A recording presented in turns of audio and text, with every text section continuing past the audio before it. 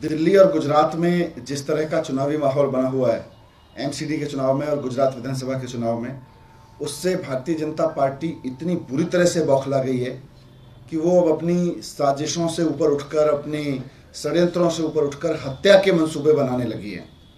इन्होंने इस चुनाव से पहले अरविंद केजरीवाल जी को बदनाम करने की खूब कोशिश की, तरह तरह के बयान देकर, गाली गलौज करके खूब उनको मोरल डाउन करने से लेके उनको नीचे लाने की बहुत कोशिश की इन्होंने, लेकिन ये किसी भी कोशिश में कामयाब नहीं हुए। तो कल मनोज तिवारी जी ने एक तरह से धमकी दी है केजरीवाल जी को, और मनोज तिवारी जी की उस धमकी से ये साफ हो जा रहा है कि भारतीय जनता पार्टी अरविंद केजरीवाल जी की हत्या करने की साजिश कर रही है।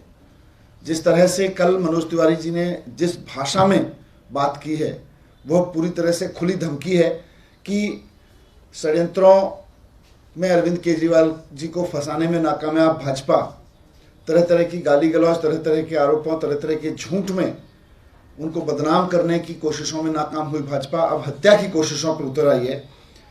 जिस तरह का अब षड्यंत्र रचा गया है वो मनोज तिवारी जी की भाषा से साफ हो जा रहा है। मनोज तिवारी जी कहने के लिए कह रहे हैं कि कोई हमला कर सकता है, लेकिन उनको कैसे पता, उनको कैसे अंदाजा है इस बात का? इसकी पूरी जांच होनी चाहिए। आज हम इस मामले की शिकायत इलेक्शन कमीशन में भी करेंगे और एफआईआर भी कराएंगे और मांग करते हैं कि अरविंद केजरीवाल जी को हत्या की धमकी देने के आरोप में मनोज तिवारी जी को गिरफ्तार किया जाए और उनसे पूरी पड़ताल की जाए कि उनको इस षड्यंत्र के बारे में क्या क्या पता है, कौन कौन लोग इस षड्यंत्र में शामिल हैं, उनके फ़ोन से लेके उनके मूवमेंट, उनके आसपास के कितने लोग इसमें शामिल हैं, इसकी पूरी जांच की जाए। क्योंकि ये मामला सीरियस है। भारतीय जनता पार्टी का एक नेता अरविंद केजरीवाल जी की हत्या की धमकी दे रहा है, वो पहले से बता रहा है कि ऐसा होने जा रहा है। इसकी पूरी जांच होनी चाहिए। आज अरविंद केजरीवाल देश में एक बहुत लोकप्रिय नेता हैं, वो एक काम करने वाले मुख्यमंत्री के रूप में जाने जाते हैं। लोग उनको इस रूप में देखते हैं कि ये व्यक्ति जो कहता है वो करके दिखाता है। इसकी राजनीति में चोरी चकारी की गुंजाइश नहीं है, धोखा देने की गुंजाइश नहीं है। अरविंद केजरीवाल जी की राजनीति जनता के भरोसे की राजनीति है। इसलिए भारतीय जनता पार्टी अब अपने निम्नतम स्तर पर उतर के उनकी हत्या कराने की साजिश कर रही है और हम इसको लेके पुलिस और चुनाव आयोग दोनों के पास जाएंगे। Thank you sir. आपने आज विजिलेंस रिपोर्ट को लेकर हमला किया जा रहा है और बोल रहे हैं कि इसमें अनियमितता है।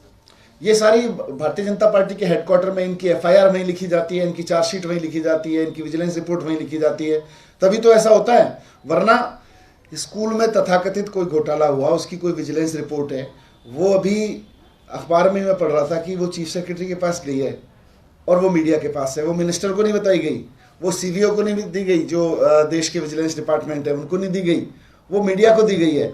तो ये भारतीय जनता पार्टी ने अपने यहाँ स्क्रिप्ट लिखते हैं और मीडिया को जारी करते हैं, रोज यही कर रहे हैं।